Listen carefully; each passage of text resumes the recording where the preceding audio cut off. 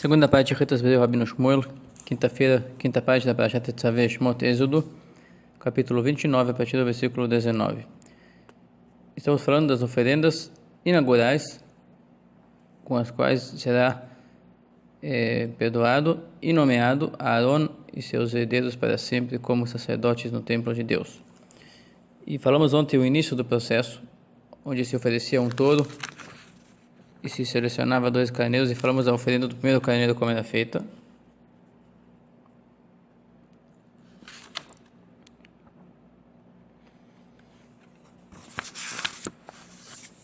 E ficou para hoje o que ia ser feito com o outro carneiro e com os pães.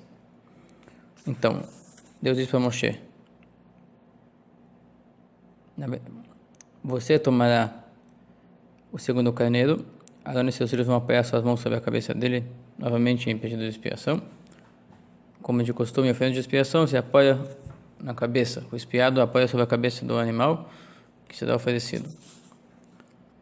E você deverá abater esse carneiro e juntar seu sangue no vaso e pingar sobre a cartilagem das orelhas de Arão e seus filhos, do lado direito da orelha direita, a cartilagem da orelha direita de Arão e seus filhos, sobre o polegar da mão direita e sobre o polegar do dedão do pé direito de Arão e de seus filhos. E o sangue restante você deverá jogar de uma maneira que expandirá em todos os lados do altar, como explicamos ontem. É jogado num canto, expandindo-se em 2 paredes, a partir do canto, se dividindo em 2, e no canto oposto, se expandindo também nas demais 2 paredes que não eram atingidas pela primeiro lance de sangue.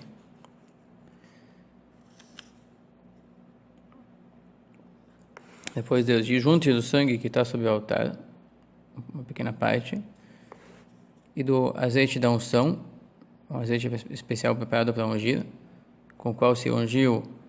Na posição de ontem falamos que ia passar um pouco na testa e nos olhos, entre a testa e sobre a testa, até as sobrancelhas dos Kohanim.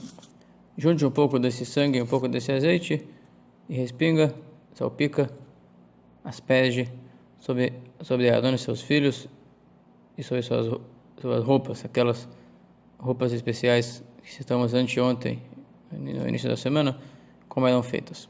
E com isso irá se tornar sagrado, santificado para Deus, destacado, distinto das demais pessoas, irá adquirir outro grau de serviço a Deus, Arão e seus filhos e os adornos, roupas que eles estão usando. Até aqui a posição, o que fazia-se com sangue. Agora vem a carne. Irá cortar o carneiro e separar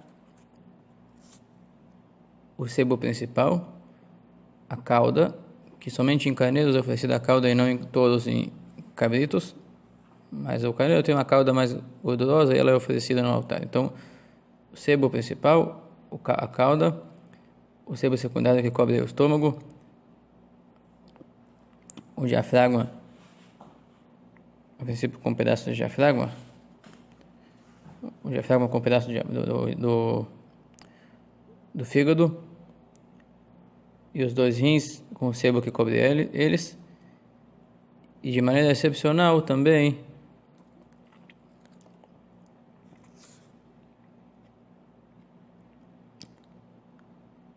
o braço direito do carneiro. Em demais oferendas, sempre o braço direito é dado para os Kohanim consumir, mas aqui ele era oferecido.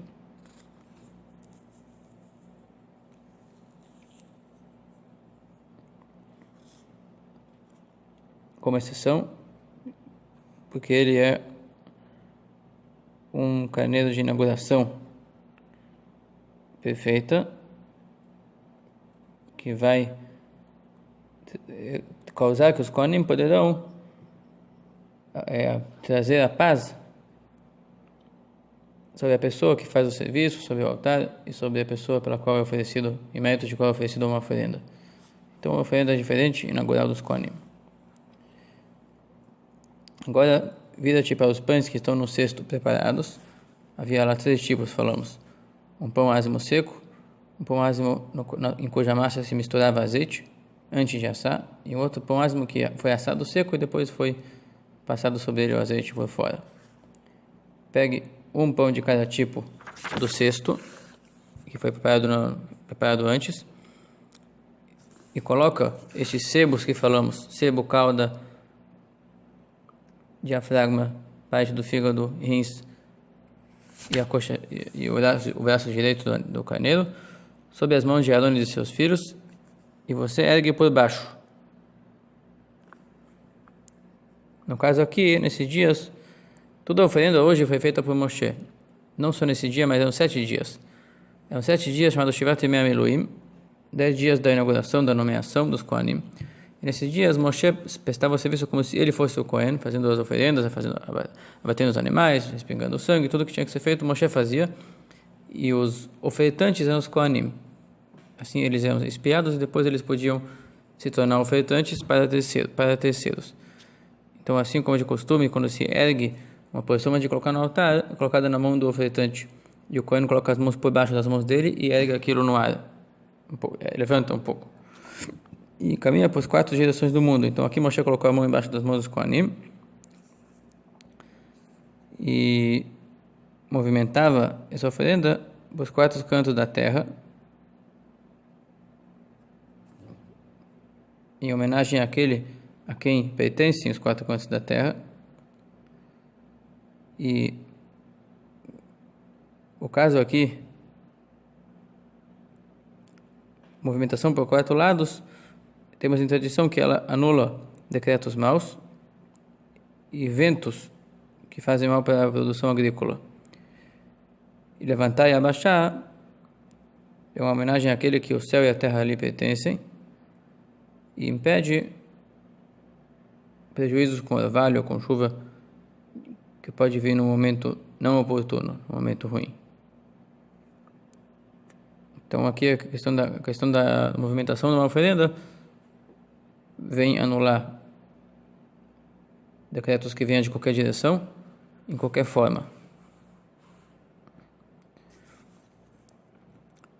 E depois ele erguer e movimentar essa oferenda para todos os lados necessários, você, Moshe, tomará aquilo da mão deles e você irá os oferecer sobre o fogo em cima do altar, em cima do primeiro carneiro, que é todo queimado.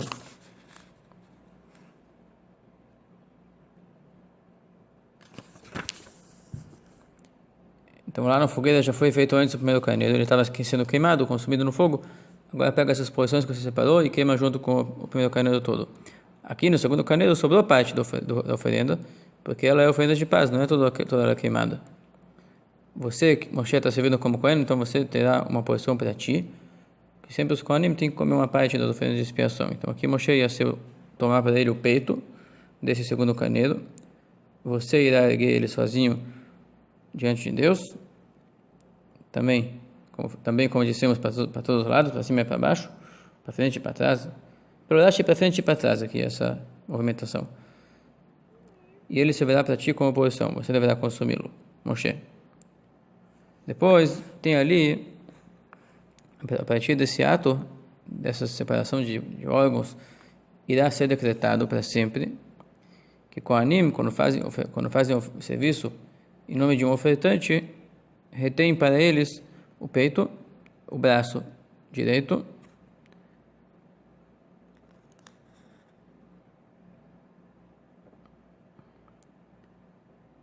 que é erguido para Deus e é consumido pelos Kohanim.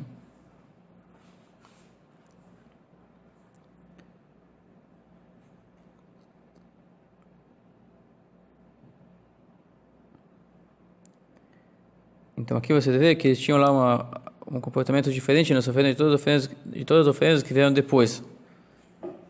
Aqui eles ergueram para cima e para baixo e para os lados a porção que vai sobre o altar. E sempre é erguido para cima e para baixo e para os lados uma porção que vai para o Kohen comer. E assim ficou decreto para uma lei eterna, uma porção que pertence a Arão e seus filhos, a partir dos filhos de Israel, quando eles vão fazer uma oferenda. Que quando se faz oferenda de paz, o ofertante come todo o animal, tirando o sebo igual não é kasher. Vai para o altar sebos e partes internas algumas da lista, dos órgãos que são queimados, mas a maior parte do carne vai para o ofertante comer, em estado de pureza, em Jerusalém, dentro de um certo prazo, que depois fica desclassificado de consumir, mas o peito e o braço direito sempre se dá para o Cohen. Essa é a doação que recebem os Kohanim das oferendas de paz, sempre.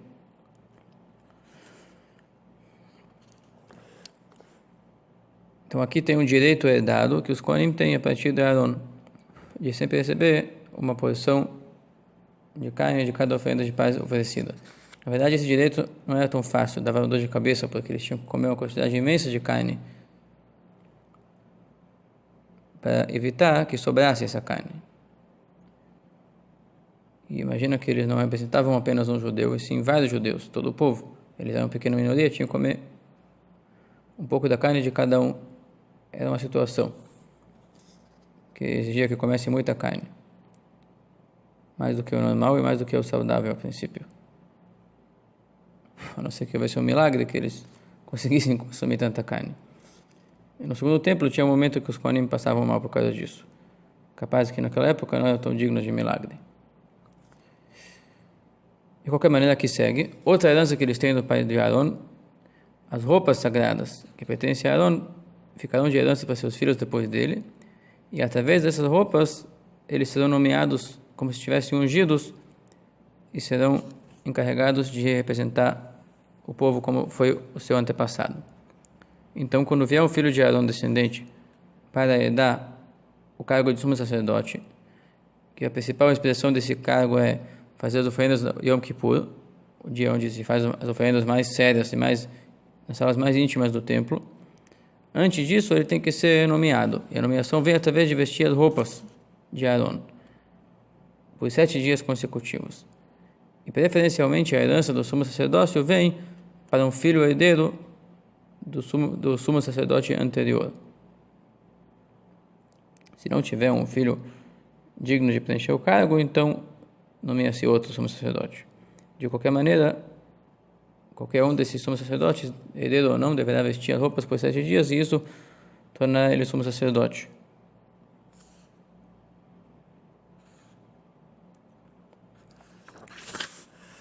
E não antes. Então, 7 dias antes de Yom Kippur, ele já tem que nomear já o representante, o sacerdote. Ele deve vestir aquelas roupas naqueles dias. Serve como preparo para Yom Kippur. Depois diz as regras do consumo das partes da oferenda de paz que Arão e seus filhos tinham que comer. Esse segundo carneiro deve ser cozido no pátio da tenda da comunhão, porque essa oferenda era uma oferenda de alta santidade e não podia sair de dentro do pátio do santuário. Então, Arão e seus filhos tinham que comer essa carne cozida desse carneiro, junto com os pães que restavam no cesto. Falamos que ele ofereceu e queimou um pão de cada tipo, dos 3 tipos. Então, sobrou ali, eram 10, geralmente quando se oferece 10 de cada tipo. Que não diz o número 10, na verdade. Não diz número, quantos pães eram. Mas diz que foram vários pães.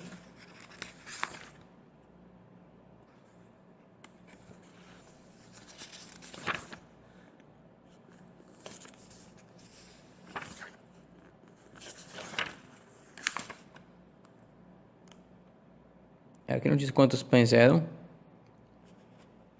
mas fala... o Rashi diz claramente, eram 10 de cada tipo. Então, se eram 30 pães, 3 eram oferecidos queimados sobre o altar, junto com o segundo carneiro, acima do primeiro carneiro, que era tudo queimado. E os demais 27 pães eles tinham que comer, junto com o segundo carneiro, que era cozido, dentro do pátio do santuário.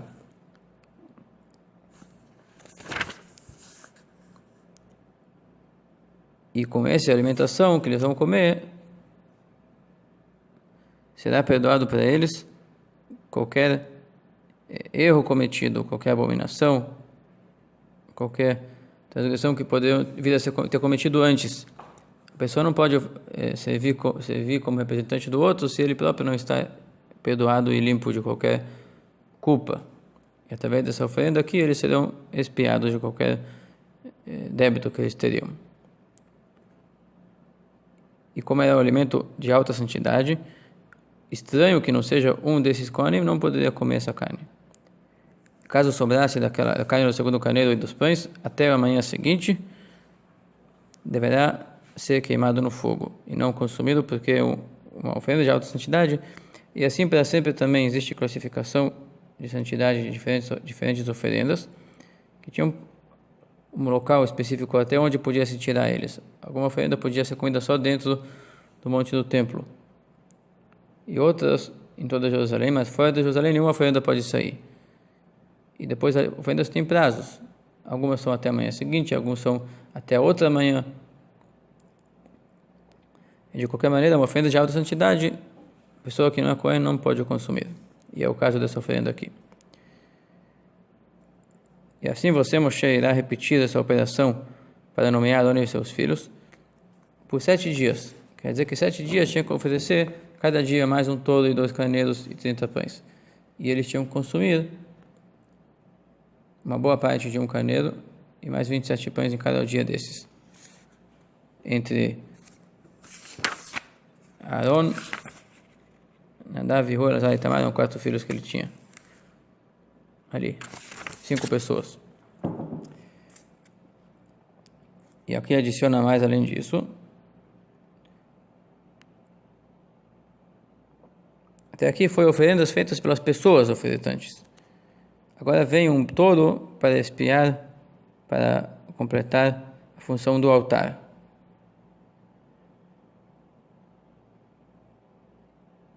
O Midrash diz que talvez tenha ali algum material com o qual foi construído o altar que poderia ter vindo a ser roubado e foi doado depois. Então aqui vem aperfeiçoar o altar de qualquer culpa que podia acompanhá-lo, de qualquer detalhe ali que poderia despertar severidade diante de Deus, despertar a condenação. Aqui tem uma oferenda para expiar qualquer possível condenação que pode derivar do altar. Então faz mais um tolo de expiação, que expia o altar.